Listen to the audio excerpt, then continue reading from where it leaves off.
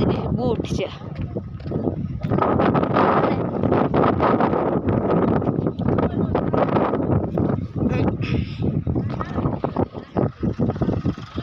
જો આ હરિયો રહ્યો ને એને બૂટ ન હલે જરાય.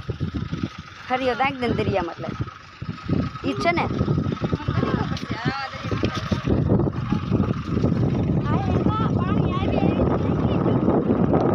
પાણીના હિલકોળે બધું જો આ પાણ કાઢી ભેગું થઈ ગયું. તો મારે બેન બોટમાં હેલી જાય છે. જો એ બોટ पे જાય છે.